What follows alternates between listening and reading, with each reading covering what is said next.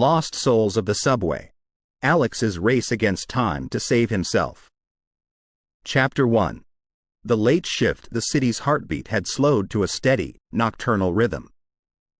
Neon signs flickered, casting a surreal glow on the wet streets. Alex, with tired eyes and aching feet, stepped out of the office building.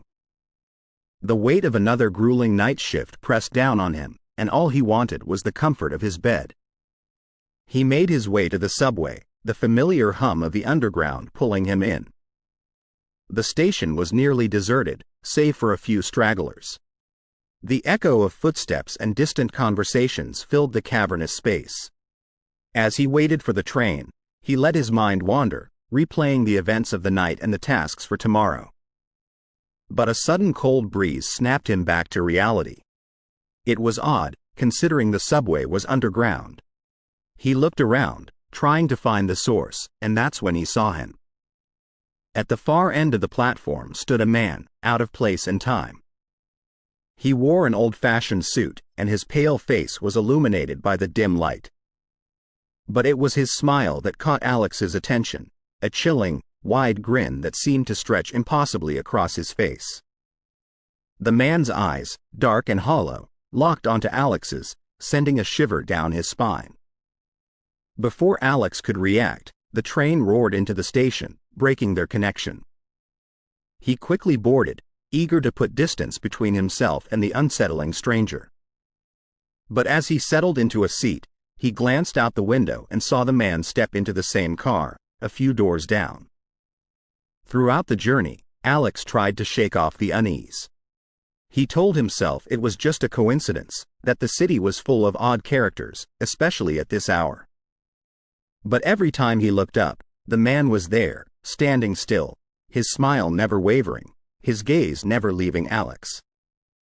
Stations came and went, and passengers boarded and disembarked, but the man remained. He never sat, never moved, just stood there with that eerie grin. Alex's heart raced. He considered getting off early, but fear glued him to his seat. Finally, his stop arrived. Alex hurriedly got off, not daring to look back. He ascended the stairs 2 at a time, desperate to leave the underground behind. But as he reached the top, he chanced to glance back and saw the man still on the train, watching him, that smile ever present. The train pulled away, and Alex let out a sigh of relief. He tried to convince himself it was all just a product of his overworked mind, a trick of the shadows. But deep down, he couldn't shake the feeling that something was very wrong. He made his way home, double-locking his door and checking all the windows. He tried to find solace in the familiar surroundings of his apartment, but the image of the smiling man haunted him. Every creak of the floorboards, every rustle of the curtains made him jump. As he lay in bed, trying to find sleep, he couldn't help but wonder, who was that man? Why had he been watching him? And most importantly, would he see him again? The night was long, filled with restless dreams and imagined sounds.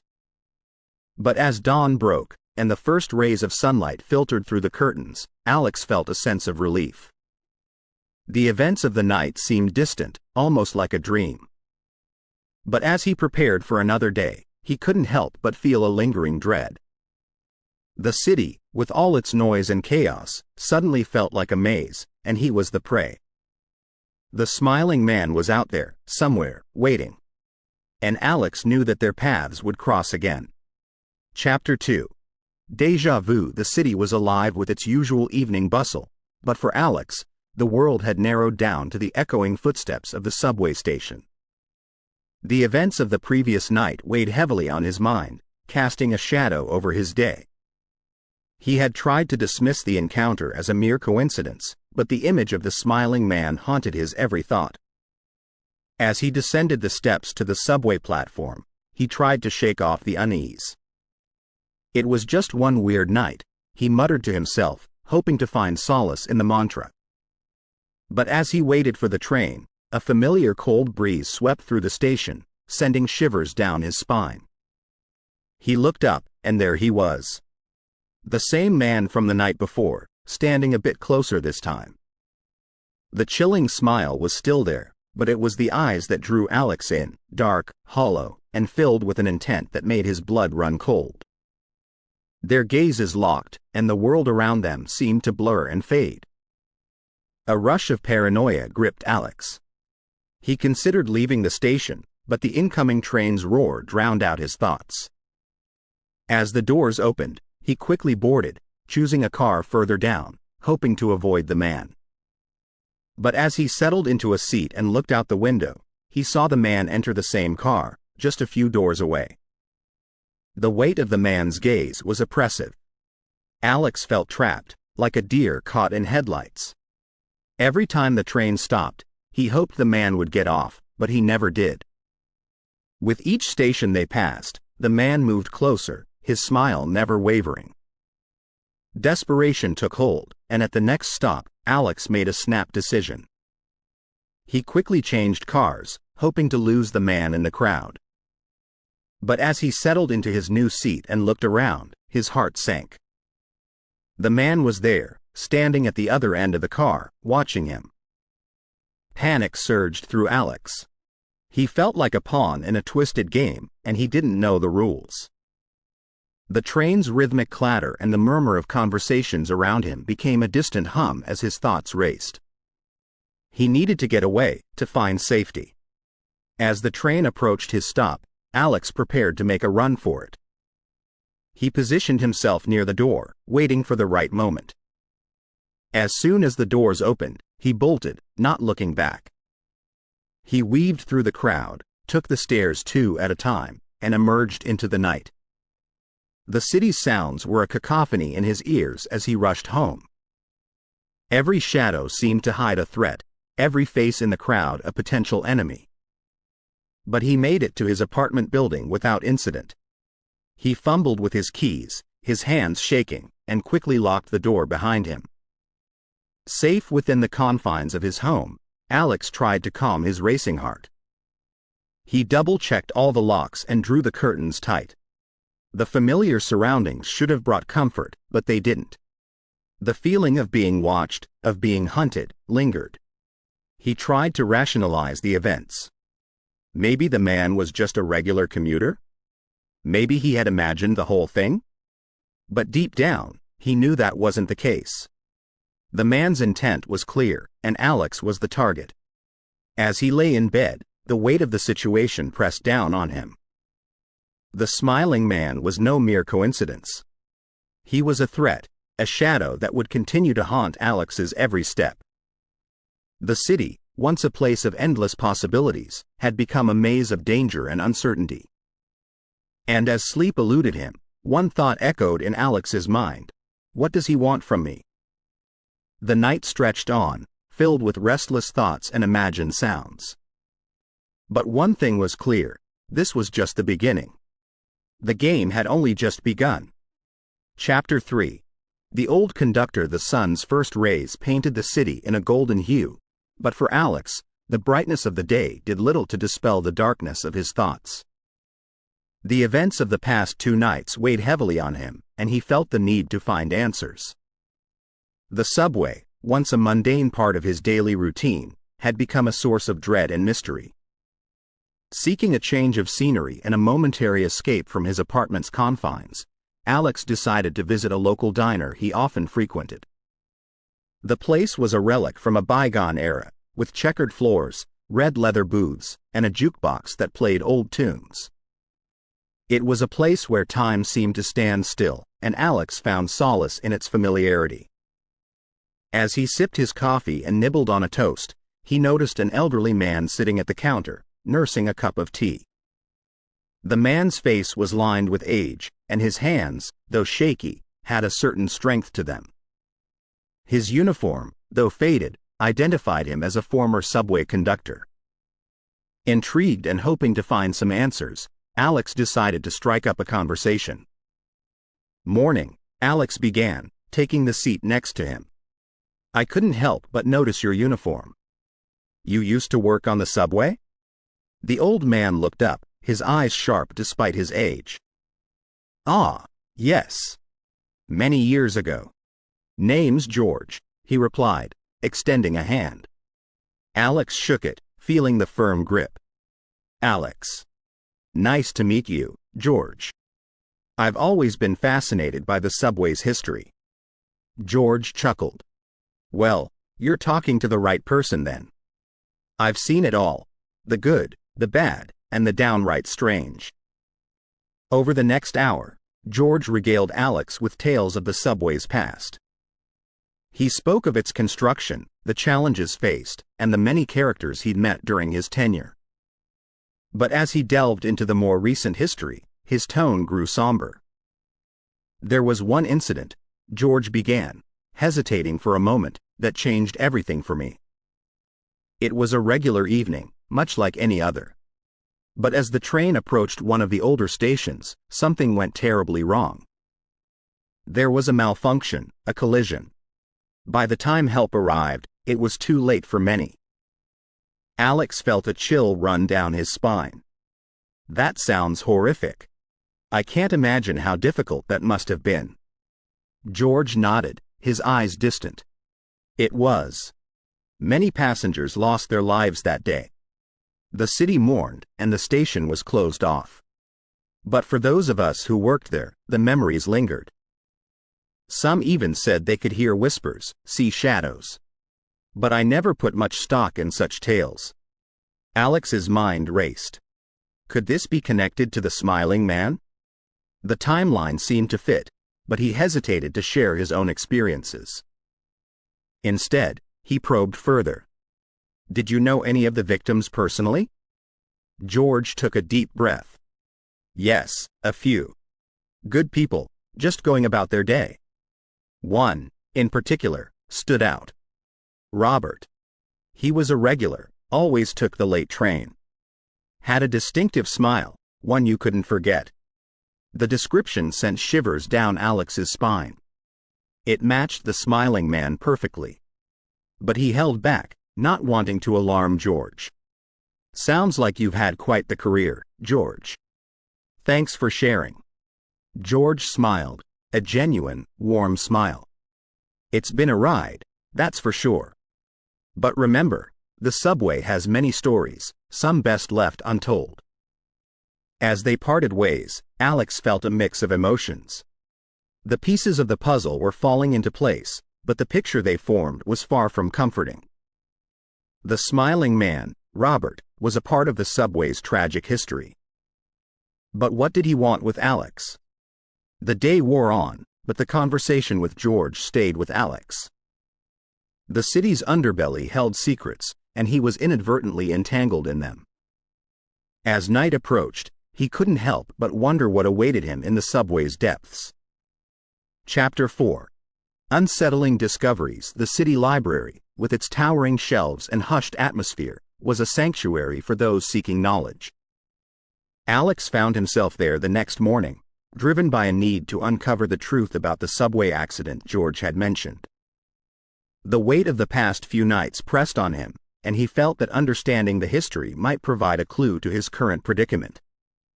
Navigating the maze of aisles, he arrived at the newspaper archives section. The old microfilm machines stood like sentinels, guardians of the city's past. Alex began his search, rewinding through years of news until he reached the date George had alluded to. Hours seemed to pass in minutes as Alex scoured the articles. Reports of the accident painted a grim picture: a sudden malfunction, chaos, and then the tragic aftermath. The city had been in mourning, with headlines screaming the horror of the event. But it was a faded photograph that caught his attention. The image showed the victims, their faces a mix of shock and sorrow. Among them, unmistakably, was the smiling man. Even in the grainy black and white photo, his unique smile stood out, a stark contrast to the somber expressions around him. A caption below identified him as Robert Mallory. Alex's heart raced. The pieces were coming together, but the picture they formed was more disturbing than he had imagined. He delved deeper, searching for more information about Robert. An article from a local magazine provided some insights. Robert had been a banker, known in his community not just for his distinctive smile but also for his eccentricities. He had a fascination with the occult and often spoke of life beyond death. Rumors had even circulated about him conducting strange rituals, though nothing was ever proven. But the most chilling discovery was in a follow-up article about the accident's aftermath. While most of the victims had been accounted for, Robert's body was never found. Rescue teams had searched the wreckage, but it was as if he had vanished into thin air. Theories abounded. Some believed he had survived and gone into hiding, while others whispered about supernatural explanations. Alex leaned back, trying to process the information. The smiling man, Robert, was not just a figment of his imagination. He had been real, with a life, a history, and now, it seemed, an unresolved connection to the subway. But why was he appearing to Alex now? What did he want? Lost in thought, Alex barely noticed the librarian approaching. She was an elderly woman, with kind eyes and a gentle demeanor. "Is there anything else you need, dear?" she asked. Startled, Alex replied, "No, thank you. I've found what I was looking for." She nodded, but there was a knowing look in her eyes. "The subway accident, right? It's a dark chapter in our city's history. Many souls were lost that day, and some say they never found peace." Alex hesitated, then asked, "Do you believe in ghosts?" The librarian smiled, a sad, wistful smile. "I believe that there are things beyond our understanding, energies that linger. Whether they're ghosts or just memories, who's to say? But one thing's for sure, the past has a way of catching up with us." Alex left the library with more questions than answers. The city streets, bathed in the afternoon sun, seemed a world away from the dark mysteries of the subway. But as he made his way home, he couldn't shake the feeling that he was being watched. The smiling man, Robert, was out there, waiting. And Alex knew that their paths would cross again. The question was, when? And what? Chapter 3. The old conductor. The morning sun streamed through the windows of Maggie's diner, casting a warm glow on the checkered floor and chrome-edged tables. The scent of freshly brewed coffee and sizzling bacon wafted through the air. Alex had always found solace in this little corner of the city, a place where time seemed to stand still amidst the ever-changing urban landscape. He had chosen a booth near the back, hoping to lose himself in thought and a hearty breakfast.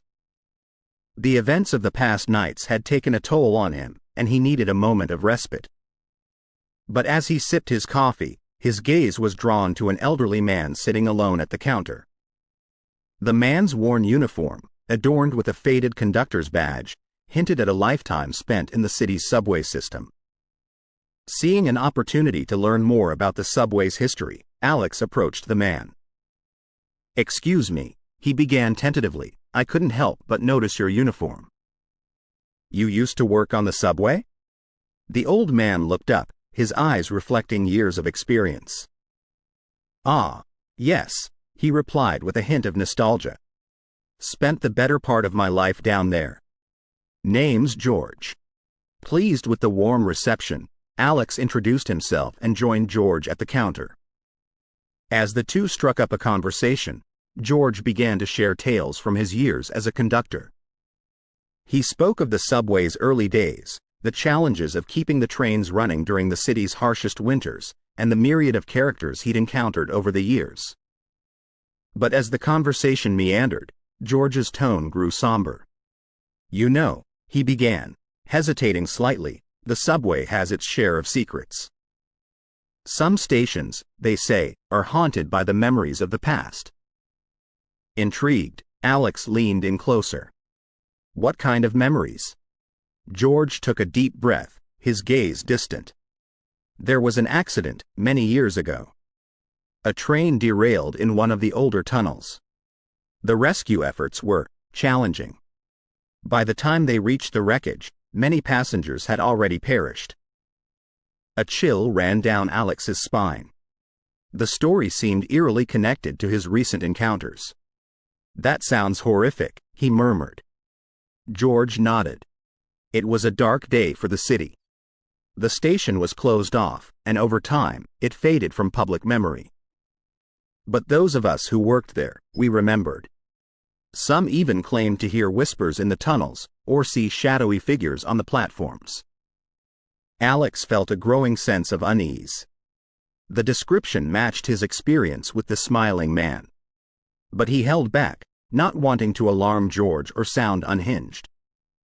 The two continued to chat, with George sharing more light-hearted stories to lighten the mood. But as they parted ways, Alex couldn't shake the feeling that he was on the verge of uncovering something significant. "Take care, young man," George said, offering a warm smile. "And remember, the subway has many tales. Some are best left untold." Alex nodded, gratitude evident in his eyes. "Thank you, George. Your stories have given me a lot to think about." As he left the diner, the weight of George's words pressed on him. The city's underbelly held secrets, echoes of tragedies long past. And Alex was inadvertently entangled in them. The smiling man, the closed-off station, the whispers in the tunnel, they were all pieces of a puzzle he was determined to solve. But as he made his way through the bustling streets, one question loomed large. What did the past hold that could explain the present? Chapter 4. Unsettling Discoveries. The city's central library, a grand old building with towering pillars and marble floors, was a haven for those seeking knowledge. Its vast archives held records dating back centuries, and Alex hoped that within its walls, he would find answers to the mysteries that plagued him. He made his way to the newspaper archives, where rows of microfilm machines stood ready to transport readers back in time. With a sense of purpose, Alex began his search, focusing on the date George had mentioned in relation to the tragic subway accident. Hours seemed to blur as he meticulously combed through articles, piecing together the events of that fateful day. The headlines painted a grim picture: city's darkest hour, subway tragedy claims lives, rescue efforts hampered by tunnel collapse, mourning families seek answers. But it was a grainy black and white photograph accompanying one of the articles that made Alex's heart skip a beat. The image depicted a group of victims, their faces a mix of shock, sorrow, and resignation. Among them, unmistakably, was the smiling man. Even in the photograph's faded quality, his eerie grin stood out, contrasting starkly with the somber expressions of those around him. A caption below the image read, "Some of the unfortunate souls of the subway tragedy." Pictured center, Robert Mallory, known for his ever-present smile. Alex felt a cold shiver run down his spine. The pieces were beginning to fit together, forming a picture that was as unsettling as it was intriguing. Eager to learn more about Robert, he delved deeper into the archives. An article from a local magazine, published a few months before the accident, provided further insights. Robert Mallory had been a banker by profession, but it was his personal life that drew attention. Described as an enigmatic figure, Robert was known for his distinctive smile, which he claimed was the result of a near-death experience in his youth. The article hinted at Robert's fascination with the afterlife and the thin line separating the living from the dead. But the most chilling discovery came from a follow-up article on the accident's aftermath. While most of the victims had been identified and laid to rest, Robert's body was conspicuously absent. Search and rescue teams had combed the wreckage, and every corner of the collapsed tunnel had been explored, but Robert Mallory seemed to have vanished without a trace. Theories abounded. Some speculated he had survived and was living under a new identity, while others whispered about supernatural forces at play. Alex leaned back in his chair, trying to process the information. The smiling man, Robert, was no mere apparition. He had lived, breathed, and walked the same city streets. But his unexplained disappearance after the accident added another layer of mystery to an already perplexing situation. Feeling a mix of exhaustion and determination, Alex gathered his notes and left the library. The sun was setting, casting long shadows on the city streets. As he made his way home, he couldn't shake the feeling that he was being drawn into a web of events that transcended time and logic. The smiling man, Robert Mallory, was more than just a ghost from the past. He was a key to understanding the strange occurrences in the subway. But as Alex pondered the implications, one question loomed large. What did Robert want from him? And how was he connected to the tragic events of that ill-fated day? The city lights twinkled in the gathering darkness, but for Alex, the path ahead was shrouded in uncertainty.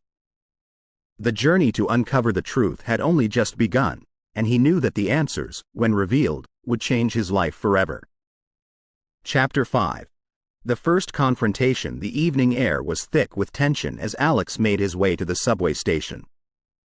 The familiar hum of the city faded into the background, replaced by the pounding of his heart. Tonight, he had resolved to confront the smiling man, to demand answers to the questions that haunted him. The platform was sparsely populated, with only a few late-night commuters waiting for their trains. The overhead lights cast a harsh, fluorescent glow, creating pools of light amidst the shadows. Alex chose a spot near the center, where he could have a clear view of the entire platform. Minutes felt like hours as he waited, his eyes scanning the crowd for any sign of the smiling man. But as the minutes ticked by, there was no sign of him. Doubt began to creep into Alex's mind. Had he made a mistake? Was this all just a figment of his imagination? Lost in thought, he barely registered the cold breeze that swept through the station. But a familiar, chilling presence made him snap to attention. He turned slowly, and there, standing right behind him, was the smiling man. Robert. The shock of the sudden appearance took Alex's breath away. The smiling man's eyes bore into him, dark and unyielding, but it was the ever-present, eerie grin that sent shivers down his spine. Summoning all his courage, Alex took a step forward. "Who are you? What do you want from me?" he demanded, his voice echoing through the station. The smiling man simply tilted his head, the grin widening, revealing teeth that seemed too sharp, too white. The silence between them was palpable, charged with an energy that made the air feel heavy. "Why are you following me?" Alex pressed, desperation creeping into his voice. "What connection do we have? Why can't you just leave me alone?" But the smiling man remained silent, his smile the only response. The tension was unbearable, and Alex felt a rising panic. He needed answers, a way out of this nightmare. As if sensing his distress, the smiling man took a step closer, his smile never wavering. Alex could feel the cold emanating from him, a stark contrast to the warmth of the living. Suddenly, the overhead lights began to flicker, casting the platform into a strobe-like effect. The intermittent darkness was disorienting, and Alex stumbled back, trying to keep his eyes on the smiling man. But with each flicker, he seemed to fade, becoming more ethereal, until, in a final burst of darkness, he disappeared entirely. The light stabilized, and the platform was once again bathed in its harsh glow. But the smiling man was gone, leaving Alex alone and shaken. The sound of an approaching train broke the silence, and as it pulled into the station, Alex felt a mix of relief and dread. He had confronted the smiling man, but the encounter had left him with more questions than answers. As he boarded the train, he couldn't shake the feeling that he was being watched. The smiling man's presence lingered, a shadow that refused to be banished. The journey home was a blur, the city lights streaking past in a kaleidoscope of colors. When he finally reached his apartment, Alex locked the door behind him, seeking solace in its familiar confines. But the events of the evening weighed heavily on him. The confrontation had been unsettling, a reminder of the unknown forces at play. As he lay in bed, trying to make sense of it all, one thought echoed in his mind. This was far from over. The smiling man, Robert, had a message for him, a purpose that was yet to be revealed. And as sleep finally claimed him, Alex knew that the path ahead was fraught with danger and uncertainty. The game had only just begun. Chapter 6. George's warning. The morning sun filtered through the windows of Maggie's diner, casting a warm, golden hue over the patrons. The comforting aroma of freshly brewed coffee filled the air, but for Alex, the familiar setting did little to ease his troubled mind. He had arranged to meet George, hoping that the retired conductor might have some insight into his harrowing encounters with the smiling man. George arrived shortly after, his face showing signs of age but his eyes still sharp and observant. The two exchanged pleasantries before Alex, hesitating slightly, decided to confide in the old man. "I've been seeing someone," Alex began, his voice quivering. "In the subway. A man with a chilling smile. I think he's connected to the accident you told me about." George's face paled, his jovial demeanor replaced by a look of deep concern. "Describe him to me," he said, his voice barely above a whisper. Alex recounted his encounters, describing the smiling man's eerie grin and the cold, haunting presence he exuded. As he spoke, George's expression grew increasingly grave. When Alex finished, George took a deep breath, as if steeling himself for what he was about to reveal. "I never thought I'd have to relive that night," he began, his voice heavy with emotion. "I was the conductor on duty during the accident. It's a burden I've carried with me all these years." Alex looked at George in shock. "You never mentioned." George raised a hand, silencing him. "It's not something I talk about. Too many lost souls, too much pain. But there's something you need to know. That night, as I tried to help the injured, I came across Robert. He was different. Even amidst the chaos, his smile was intact, almost mocking. I tried to help him, but he just stared at me, that grin never leaving his face." A shiver ran down Alex's spine. "Why is he appearing to me? What does he want?" George looked Alex squarely in the eyes. "I've heard whispers over the years, tales of a spirit haunting the subway, looking for someone. Some say he's searching for a companion, someone to join him in his eternal limbo." Alex felt a cold dread settle in his stomach. "You're saying he's targeting me?" George nodded gravely. "I believe so. You see, spirits like Robert, trapped between worlds, often seek out the living. They're drawn to certain individuals, for reasons we may never understand. But one thing is clear, you're in danger." The weight of George. Chapter 6. George's warning. The bell above the door of Maggie's diner jingled softly as Alex stepped inside. The familiar aroma of coffee and the low hum of conversation provided a brief respite from the chaos of his thoughts. He had called George earlier, asking to meet, feeling that the retired conductor might hold the key to understanding his haunting encounters. George was already seated in their usual booth, a steaming cup of coffee in front of him. He looked up as Alex approached, his eyes reflecting a mix of concern and curiosity. Without preamble, Alex began, "George, there's something happening to me. In the subway. I've seen someone." He hesitated, searching for the right words. "A man with a chilling smile. It's like he's always there, watching." George's face paled, his fingers tightening around his coffee mug. "Describe him to me," he said, his voice barely above a whisper. As Alex recounted his eerie encounters with the smiling man, George's expression grew increasingly troubled. When Alex finished, there was a heavy silence, broken only by the distant clatter of dishes. George took a deep breath, his gaze distant. "I had hoped that the past would remain buried," he began slowly. "I was the conductor on duty the night of the accident. The night Robert disappeared." Alex stared at George in shock. "Robert?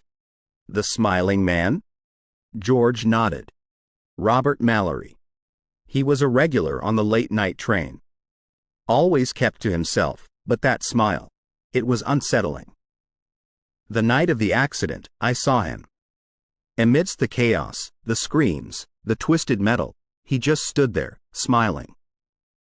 A chill ran down Alex's spine. Why is he appearing to me? What does he want? George looked at Alex with a grave expression. There are legends, tales passed down among subway workers. They say that souls lost in tragic accidents sometimes linger, trapped between worlds. Robert, or the Smiling Man as you call him, might be one such soul. And if the legends are true, he might be looking for someone. Someone? Alex echoed, a sense of dread settling in. George leaned in closer, his voice dropping to a whisper. Someone to join him. To be his companion in the void. Alex felt the weight of George's words pressing down on him. You're saying he's targeting me? George nodded slowly. I believe so. There's something about you that's drawn him in. Maybe it's your sensitivity to the supernatural, or perhaps it's something deeper, a connection we can't understand. But one thing is clear, you're in danger. The reality of the situation hit Alex like a ton of bricks. The encounters, the haunting smile, the cold presence, it all pointed to a sinister intent. He was being hunted, and the predator was a lost soul from the past. I don't know what to do, George, Alex admitted, his voice shaky. How do you fight something that's not even alive? George reached across the table, placing a reassuring hand on Alex's. We'll figure this out. Together. But for now, stay away from the subway. It's his domain. Alex nodded, gratitude evident in his eyes. Thank you, George. I don't know what I'd do without you. As they left the diner, the city's hustle and bustle seemed distant, almost surreal. But the threat was very real, and Alex knew that he was in a race against time. The Smiling Man, Robert, was waiting, and the game of cat and mouse had only just begun. Chapter 7. The forgotten station. The city's skyline was painted with the soft hues of dawn as Alex and George stood at the entrance of a long-abandoned subway station. The rusted sign overhead read, Hollowbrook Station, its letters faded and peeling from years of neglect. This is it, George murmured, his voice echoing slightly in the stillness. After the accident, they sealed it off. Too many memories, too much pain. But maybe, just maybe, you'll find the answers you seek here. Alex nodded, taking a deep breath to steady himself. The weight of their previous conversation hung heavily between them. The entrance to the station was blocked by a metal grate, but years of decay had left gaps wide enough for a person to slip through. With a sense of trepidation, Alex stepped onto the old platform. The air was thick with dust, and the silence was almost palpable. The once bustling station now stood as a silent testament to the tragedy that had unfolded years ago. As he ventured deeper, the beam from his flashlight revealed remnants of a time gone by, old posters advertising movies and products of the era, benches that had once held waiting passengers, and forgotten belongings scattered about. It was like stepping into a time capsule, a snapshot of a moment forever frozen in time. In a corner, shielded from the elements by a collapsed section of the roof, Alex discovered a pile of personal items, bags, shoes, a hat. It was as if the passengers had simply vanished, leaving behind only these silent witnesses. But it was a small, leather-bound book that caught his attention. Picking it up, he gently brushed off the dust to reveal the name, Robert Mallory, embossed on the cover. With trembling hands, Alex opened the diary. The pages were filled with neat, cursive writing, a chronicle of Robert's thoughts and experiences. The earlier entries spoke of mundane events, but as Alex flipped through the pages, a darker narrative began to emerge. Robert wrote of his growing obsession with death and the afterlife, of feeling trapped in a world he no longer recognized. He spoke of a pull, a force drawing him to the subway, especially to Hollowbrook Station. The entries became more erratic, the writing more frantic, culminating in a chilling final entry dated the day of the accident. Tonight, I will board the train one last time. I feel the call, the pull to the other side. Hollowbrook awaits. Alex felt a chill run down his spine. The diary provided a glimpse into Robert's tormented mind, painting a picture of a man on the brink. But it also raised more questions. What was the significance of Hollowbrook Station? Why was Robert drawn to it? Lost in thought, Alex barely registered the soft whisper that echoed through the station. He froze, straining to listen. The whisper grew louder, a chorus of voices, their words indistinguishable but their tone mournful. Suddenly, a cold gust of wind swept through the station, extinguishing his flashlight. Plunged into darkness, Alex felt a rising sense of panic. The whispers grew louder, more insistent, closing in on him. "Alex!" George's voice cut through the darkness, a beacon of hope. "Alex, where are you?" Following the sound of George's voice, Alex stumbled towards the exit, the whispers fading as he left the station behind. Emerging into the light, he took a deep breath, the fresh air a stark contrast to the oppressive atmosphere of Hollowbrook. George rushed over, concern evident in his eyes. "Are you all right?" "I heard voices, whispers. I got worried." Alex nodded, still trying to process what had just happened. "I found this," he said, holding up Robert's diary. "It might hold the key to understanding all of this." The two men looked at each other, a silent understanding passing between them. The mystery of the smiling man, of Robert's connection to Hollowbrook Station, was far from solved. But with the diary in their possession, they were one step closer to uncovering the truth. As they walked away from the forgotten station, the sun rose higher in the sky, casting its golden light on the city. But for Alex and George, the shadows of the past loomed large, a reminder of the journey that lay ahead. Chapter 8. Robert's obsession. Back at Alex's apartment, the two men sat across from each other, the diary placed between them. The room was silent, save for the soft ticking of the clock on the wall.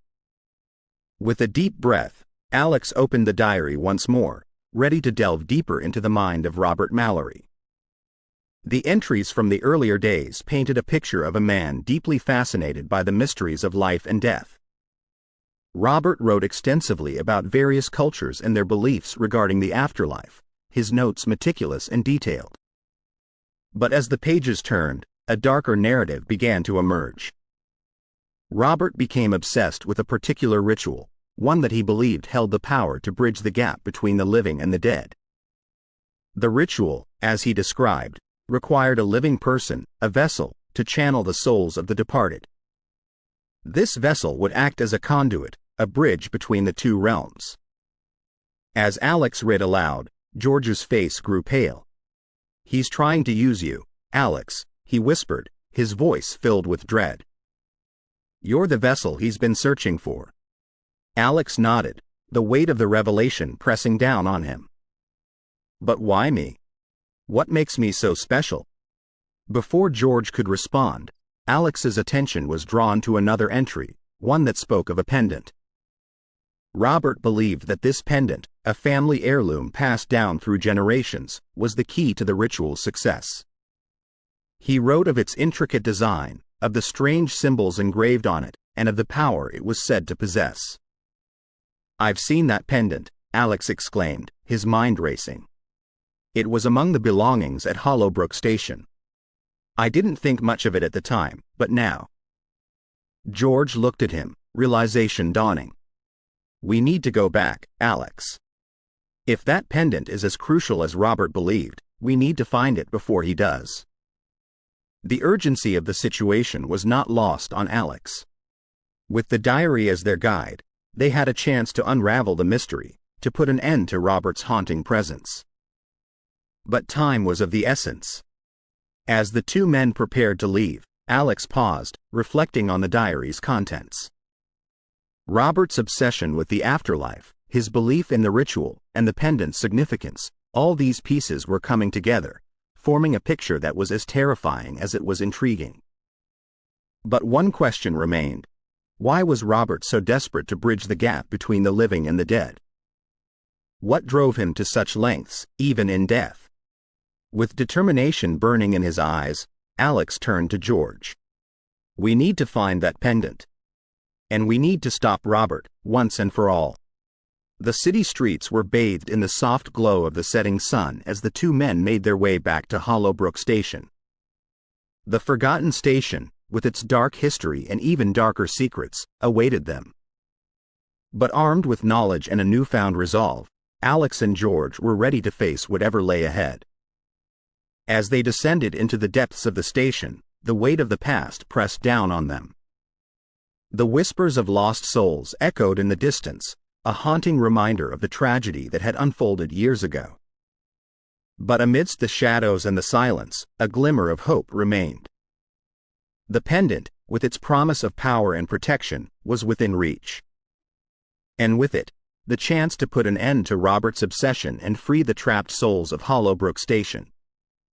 The journey ahead was fraught with danger and uncertainty, but one thing was clear: the battle for Alex's soul had only just begun. Chapter 9. The pendant's power. The city streets bustled with activity as Alex and George made their way through the maze of shops and stalls. Their search for the pendant had led them away from Hollowbrook Station and into the heart of the city's antique district. Each shop was a treasure trove of relics from the past, but the pendant remained elusive. As they walked, George recounted tales he'd heard about the pendant. "It's said to have been in the Mallory family for generations," he began. "Some say it's cursed, that it brings misfortune to anyone who possesses it. Others believe it holds great power, a key to the mysteries of life and death." Alex listened intently, the weight of their mission pressing down on him. They needed to find the pendant, to unlock its secrets and put an end to Robert's haunting presence. Their search seemed fruitless until they stumbled upon a quaint little shop tucked away in a quiet alley. The sign overhead read, "Mystic Relics," and the window display was filled with an array of oddities and artifacts. As they stepped inside, the soft chime of a bell announced their arrival. The shop was dimly lit, its shelves lined with items that seemed to span centuries. But it was the glass display case at the counter that caught Alex's eye. There, nestled among other trinkets, was the pendant. Its design was intricate, the metalwork exquisite. The symbols engraved on it matched Robert's description in the diary. But what struck Alex most was the energy it emitted, a palpable force that seemed to beckon him. The shopkeeper, an elderly woman with piercing blue eyes, approached them. "Can I help you, gentlemen?" she asked, her voice soft yet commanding. "We're interested in the pendant," George replied, pointing to the display case. The shopkeeper's gaze followed his gesture, and her expression darkened. "Ah, the Mallory pendant. A beautiful piece, but not for sale." Alex's heart sank. "But we need it," he protested. "It's important." The shopkeeper studied them for a moment, her eyes searching their faces. "That pendant has a dark history," she began. "It has brought nothing but misfortune to those who've possessed it. I keep it here to ensure it doesn't fall into the wrong hands." George tried to reason with her, explaining their situation and their encounters with Robert. But the shopkeeper remained adamant. "The pendant stays here," she declared firmly. Desperation clawed at Alex. He believed the pendant was their only hope, the key to stopping Robert and freeing the trapped souls of Hollowbrook Station. Without thinking, he reached into the display case, grabbing the pendant and making a run for the door. The shopkeeper shouted after them, but Alex and George didn't look back. They weaved through the crowded streets, the pendant's weight heavy in Alex's hand. Once they were a safe distance away, they slowed their pace, catching their breath. "I can't believe we just did that," George exclaimed, a mix of shock and relief evident in his voice.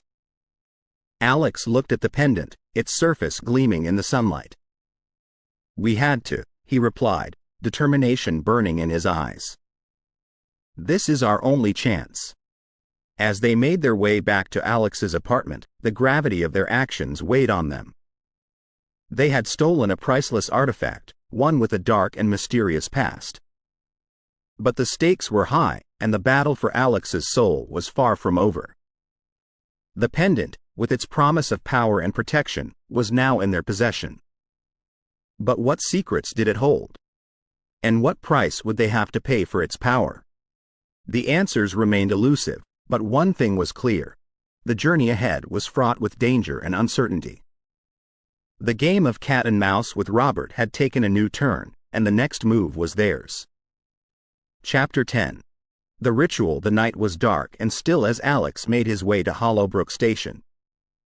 The diary, safely tucked in his bag, held the instructions for the ritual that Robert had been so obsessed with. With the pendant now in his possession, Alex believed he had a fighting chance to reverse the ritual and free himself from the smiling man's grasp.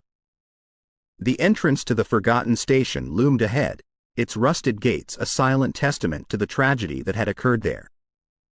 Taking a deep breath, Alex stepped onto the platform, the weight of his mission pressing down on him. Using the diary as a guide, he began to set up for the ritual. He placed the pendant in the center of a circle drawn with chalk, lighting candles at each cardinal point. The soft glow of the candles cast eerie shadows on the walls, their flickering flames the only source of light in the darkness. As the clock struck midnight, Alex began to recite the incantations from the diary. The words, foreign and ancient, echoed through the station, their power palpable. The pendant began to glow, its light pulsating in rhythm with Alex's chants. But as he delved deeper into the ritual, a cold wind swept through the station, extinguishing the candles. The darkness was almost suffocating, but the pendant's glow remained, a beacon of hope in the abyss. From the shadows, the smiling man emerged, his grin wider and more chilling than ever. "You think you can stop me?" he taunted, his voice dripping with malice. "You're playing with forces you don't understand." Alex stood his ground, determination burning in his eyes. "I won't let you take me," he declared, holding the pendant aloft. "I have the power to stop you." A battle of wills ensued, the air thick with tension. The smiling man lunged at Alex, trying to disrupt the ritual, but the pendant's glow acted as a shield, repelling him. With each attempt, the smiling man grew weaker, his form becoming more transparent. Using the diary as his guide, Alex continued the ritual, his voice growing louder and more confident. The pendant's light grew brighter, its power intensifying. The smiling man, realizing he was losing, let out a scream of frustration and rage. "You can't defeat me," he shouted, his form flickering like a dying flame. But Alex was undeterred. Drawing on the pendant's power, he recited the final incantation, sealing the ritual. A blinding light filled the station, and when it faded, the smiling man was gone. Exhausted but triumphant, Alex collapsed to the ground, the weight of the ordeal pressing down on him. The pendant, its glow now soft and steady, lay beside him, its power spent. As dawn broke, Alex made his way out of the station, the events of the night replaying in his mind. He had faced the smiling man and emerged victorious, but he knew the battle was far from over. With the diary and the pendant in his possession, he had the tools to uncover the truth about Robert's obsession and the dark forces at play. But for now, he needed rest, to gather his strength for the challenges ahead. The city streets were bathed in the soft glow of the morning sun as Alex made his way home, the promise of a new day dawning. But the shadows of the past still loomed large, a reminder of the journey that lay ahead. Chapter 11. The other souls. The aftermath of the ritual left Hollowbrook Station in an ethereal glow. As the dust settled, Alex began to notice faint apparitions materializing around him. They were translucent, their forms wavering like mirages, but their faces were clear and filled with a mix of confusion and fear. The platform was now populated with the souls of the passengers who had perished in the tragic accident years ago. Men, women, children, all trapped in a timeless limbo, their final moments replaying in an endless loop. One woman, her form more solid than the others, approached Alex hesitantly. "Where am I? What happened?" she asked, her voice echoing in the stillness. Alex, though taken aback, replied gently, "You're at Hollowbrook Station. There was an accident here many years ago." The woman's eyes widened in realization. The crash. I remember now. But why am I still here? Why can't I move on? As Alex interacted with more souls, he realized that they were all trapped in the same cycle of confusion and fear. They were unaware of the passage of time, reliving their final moments over and over again. It became clear to Alex that these souls were not part of Robert's sinister plan. They were merely victims, innocent bystanders caught in the crossfire of a battle between the living and the dead. Determined to help, Alex turned to the diary for guidance. There were mentions of rituals to free trapped souls, to help them find peace and move on to the afterlife. With the pendant's power and the knowledge from the diary, Alex believed he could free these lost souls. Gathering the souls around him, Alex began to explain his plan. "I want to help you," he said, his voice filled with conviction. "With this pendant and the knowledge I've gained, I believe I can free you from this place." The souls listened intently, hope flickering in their eyes.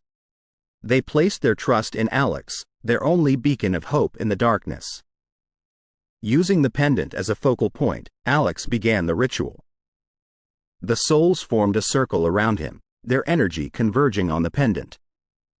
As he recited the incantations, the pendant began to glow, its light pulsating in rhythm with the soul's energy. One by one, the souls began to ascend, their forms dissolving into beams of light that shot up into the sky. The atmosphere in the station grew lighter, the oppressive weight of the past lifting. As the last soul ascended, the woman who had first approached Alex turned to him, gratitude evident in her eyes. "Thank you," she whispered, her form fading away. Exhausted but elated, Alex collapsed to the ground, the weight of the ordeal pressing down on him. The pendant, its glow now soft and steady, lay beside him, its power once again spent. As dawn broke, Alex made his way out of the station, the events of the night replaying in his mind.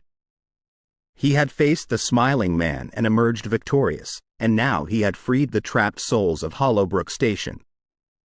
But the battle was far from over.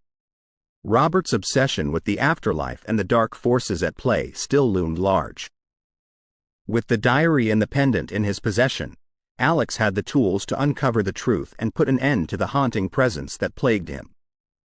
The city streets were bathed in the soft glow of the morning sun as Alex made his way home, the promise of a new day dawning.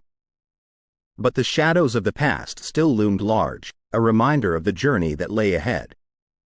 Chapter 12. George's sacrifice. The sun was setting, casting a golden hue over the city as Alex and George sat on the rooftop of Alex's apartment building. The skyline stretched out before them, a mix of modern skyscrapers and historic buildings. But the beauty of the scene was lost on the two men, their minds preoccupied with the events of the past few days. George broke the silence, his voice heavy with emotion. "Alex, there's something I need to tell you." Alex turned to him, sensing the gravity of the moment.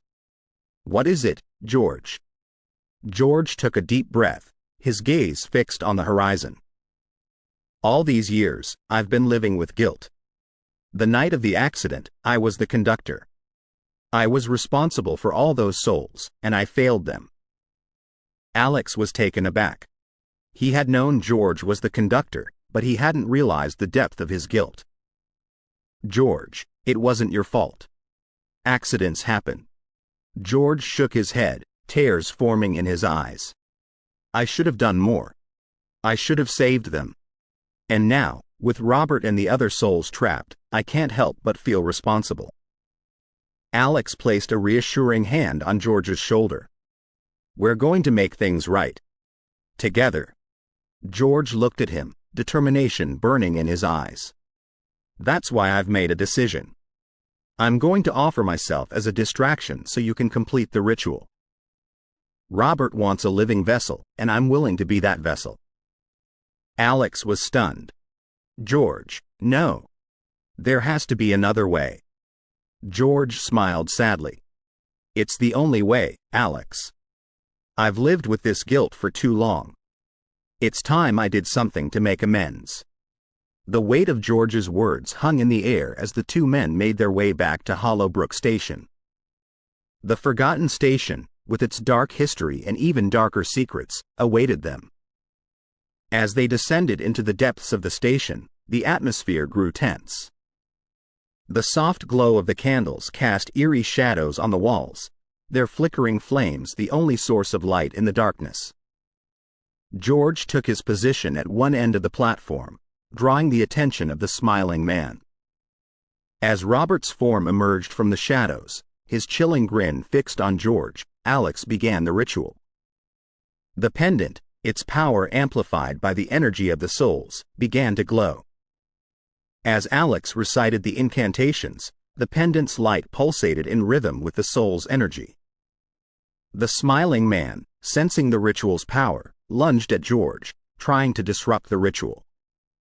But George stood his ground, his sacrifice acting as a shield, giving Alex the time he needed.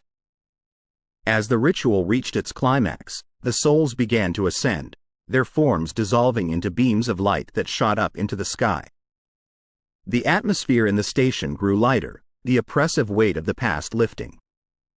But as the last soul ascended, George's form began to fade, his sacrifice taking its toll. With a final smile, he whispered, "Thank you, Alex," before disappearing into the ether. Exhausted but triumphant, Alex collapsed to the ground, the weight of the ordeal pressing down on him. The pendant, its glow now soft and steady, lay beside him, its power spent. As dawn broke, Alex made his way out of the station, the events of the night replaying in his mind. He had faced the smiling man and emerged victorious, and with George's sacrifice, the trapped souls of Hollowbrook Station had been freed. The city streets were bathed in the soft glow of the morning sun as Alex made his way home, the promise of a new day dawning. But the shadows of the past still loomed large, a reminder of the journey that lay ahead and the sacrifices that had been made.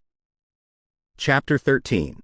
The final confrontation. The city was shrouded in an eerie silence as Alex made his way back to Hollowbrook Station. The events of the past few days weighed heavily on him, but he knew that the battle was far from over. With the souls freed, only Robert remained, and Alex was determined to put an end to his haunting presence once and for all. As he descended into the depths of the station, the atmosphere grew tense. The soft glow of the pendant cast eerie shadows on the walls, its light pulsating with a power that seemed to beckon him forward. From the shadows, Robert emerged, his form more solid and menacing than ever. His chilling grin was gone, replaced by a look of pure rage. "You think you've won?" he spat, his voice dripping with malice. "You may have freed the others, but I'm still here. And I won't rest until I have what I want." Alex stood his ground, the weight of the pendant pressing against his chest. "It's over, Robert," he declared, his voice filled with conviction. "You can't hurt me anymore." Robert let out a laugh, cold and hollow. "You think that pendant can protect you? It may have weakened me, but I'm still here. And I won't stop until I have what I want." With that, he lunged at Alex, his form a blur of motion. The pendant's glow intensified, its power acting as a shield, repelling Robert's advances. But with each attack, the pendant's light dimmed, its power waning. Alex knew he couldn't rely on the pendant alone. He had to face Robert head-on, to confront the darkness that had plagued him for so long. Mustering all his courage, Alex stepped forward, meeting Robert's gaze. "I won't let you take me," he declared, his voice filled with determination. "I won't let you win." A battle of wills ensued, the air thick with tension. Robert's attacks grew more ferocious, his form flickering like a dying flame. But Alex stood his ground, drawing on the pendant's power and his own inner strength. The two adversaries circled each other, their movements a dance of light and shadow. With each clash, The pendant's glow grew brighter, its power intensifying. As the battle raged on, Alex began to recite the incantations from the diary, using the pendant as a focal point. The words, foreign and ancient, echoed through the station, their power palpable. Robert, sensing the ritual's power, let out a scream of frustration and rage. "You can't defeat me," he shouted, his form flickering like a dying flame. But Alex was undeterred. Drawing on the pendant's power and his own inner strength, he recited the final incantation, sealing the ritual. A blinding light filled the station, and when it faded, Robert was gone. Exhausted but triumphant, Alex collapsed to the ground, the weight of the ordeal pressing down on him. The pendant, its glow now soft and steady, lay beside him, its power spent. As dawn broke, Alex made his way out of the station, the events of the night replaying in his mind. He had faced Robert and emerged victorious, putting an end to the haunting presence that had plagued him for so long. The city streets were bathed in the soft glow of the morning sun as Alex made his way home, the promise of a new day dawning. But the shadows of the past still loomed large, a reminder of the journey that lay ahead and the battles that had been fought. Chapter 14. The subway's secret. The morning sun filtered through the grates of Hollowbrook Station, casting a warm glow on the platform. Alex, still reeling from his confrontation with Robert, took a moment to catch his breath. The weight of the pendant pressed against his chest, a constant reminder of the battles he had faced. As he stood there, lost in thought, a low rumble echoed through the station. The walls began to vibrate, and the tracks seemed to pulse with energy. Alex looked around, trying to pinpoint the source of the disturbance, but what he saw next left him stunned. The very essence of the subway itself began to materialize before him. The walls, tracks, and even the air seemed to come alive, forming a shimmering, translucent entity. It was as if the subway had taken on a life of its own, its form constantly shifting and changing. Alex took a step back, his mind racing. What? What are you? He stammered, his voice filled with awe. The entity's voice echoed through the station, deep and resonant. "I am the spirit of Hollowbrook Station. I have been here since the beginning, watching, waiting. And I have seen everything." Alex's eyes widened in realization. "You've been aware of everything that's been happening? Of Robert and the souls?" The entity nodded. "Yes. I have seen it all. Robert's ritual, his obsession with the afterlife, and his attempts to harness the power of the dead. But he was flawed from the start. The real power was always with the living, not the dead." Alex looked at the pendant, its glow now soft and steady. "So, the pendant. It's a conduit for the power of the living?" The entity nodded. "Yes. The pendant amplifies the energy of the living, allowing them to tap into the power of the universe. Robert's ritual was flawed because he tried to harness the power of the dead, but the true power lies with the living." Alex took a moment to process this revelation. "So, how do I use this knowledge to finally defeat Robert?" The entity's form shifted, its energy pulsating with intensity. "You must tap into the power of the living, using the pendant as a conduit. Channel your energy, your will, and your determination. Robert may be strong, but he is no match for the power of the living." With renewed determination, Alex held the pendant aloft, focusing his energy on it. The pendant began to glow, its light pulsating in rhythm with Alex's heartbeat. He could feel the power of the living coursing through him, filling him with strength and purpose. As he channeled his energy, Robert's form began to materialize before him, his chilling grin replaced by a look of pure rage. "You think you can defeat me?" He spat, his voice dripping with malice. Alex stood his ground, the power of the living coursing through him. "I won't let you win," he declared, his voice filled with conviction. A battle of wills ensued, the air thick with tension.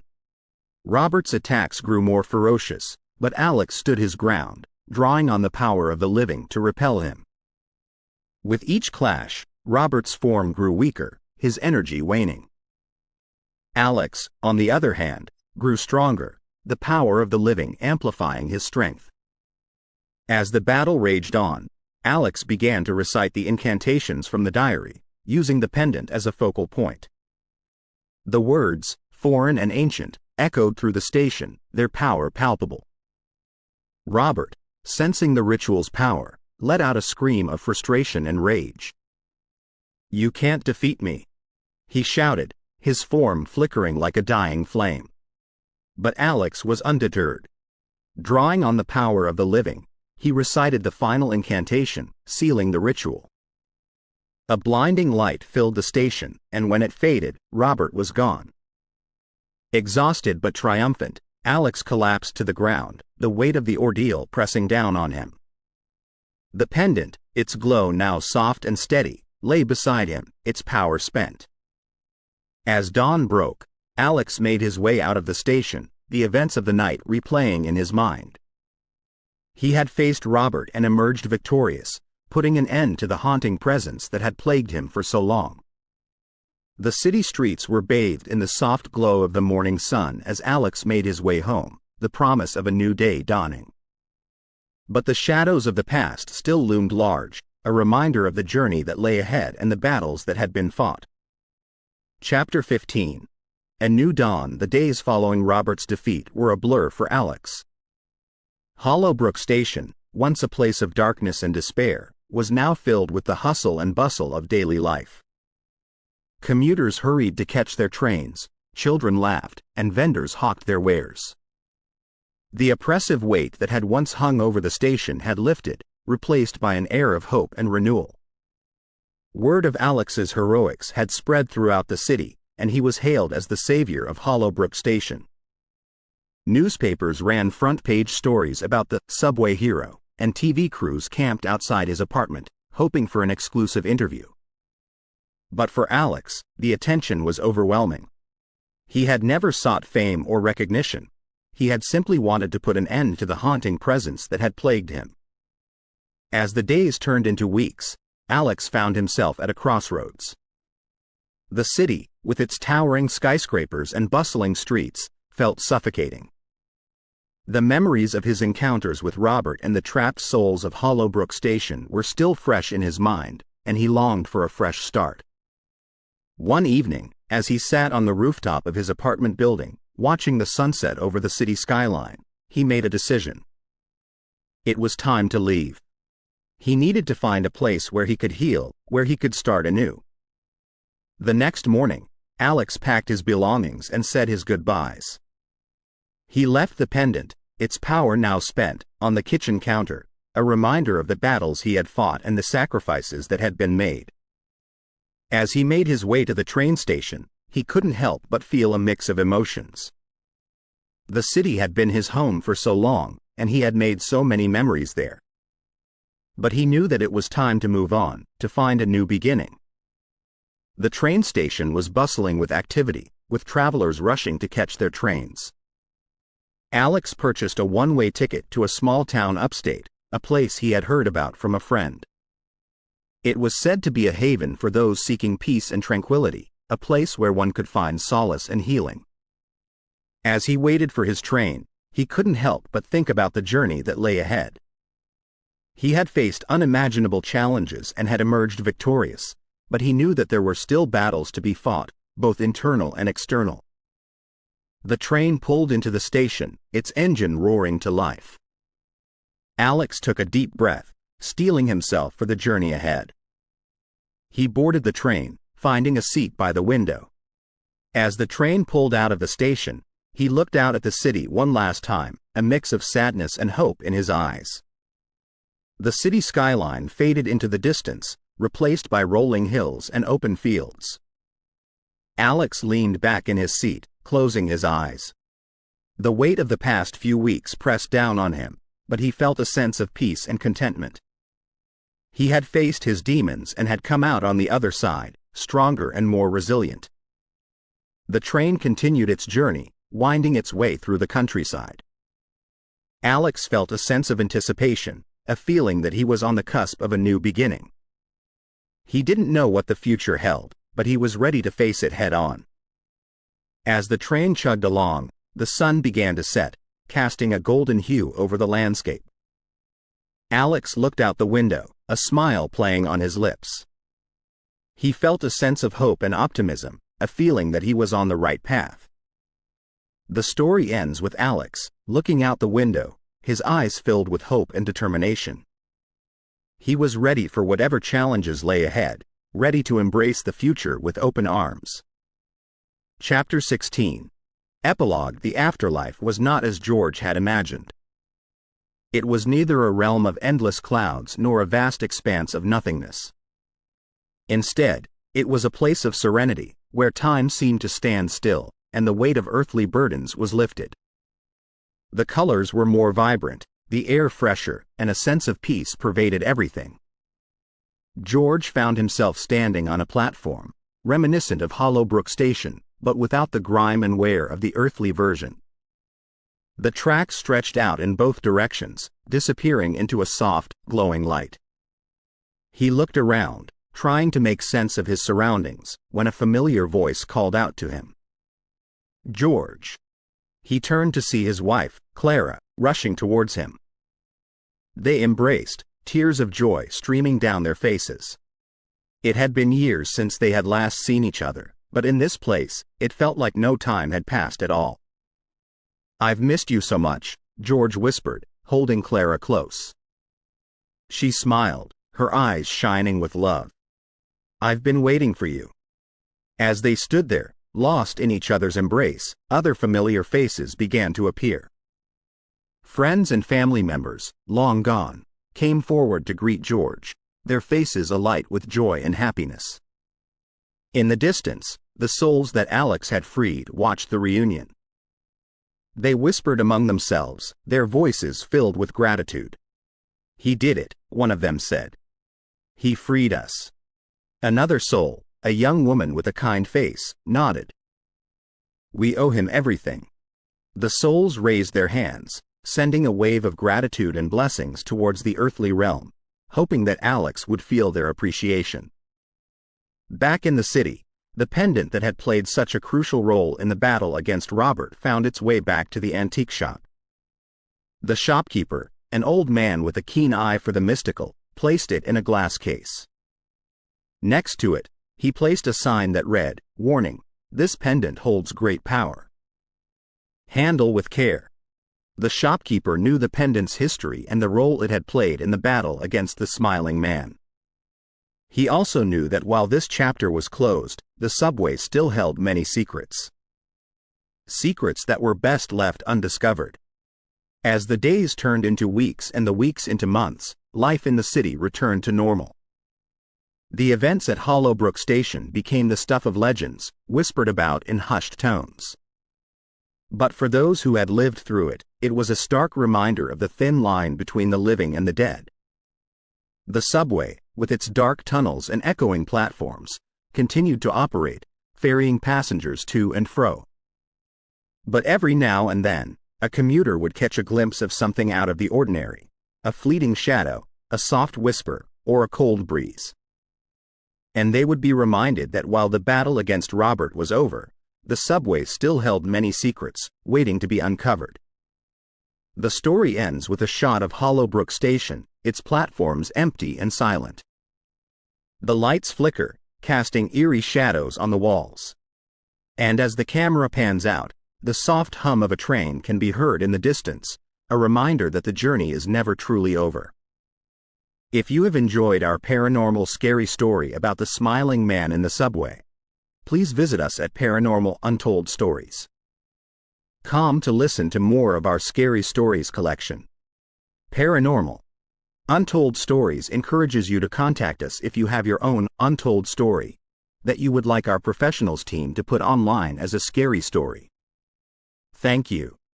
Please follow our YouTube channel, Paranormal Untold Stories, and encourage others to do the same.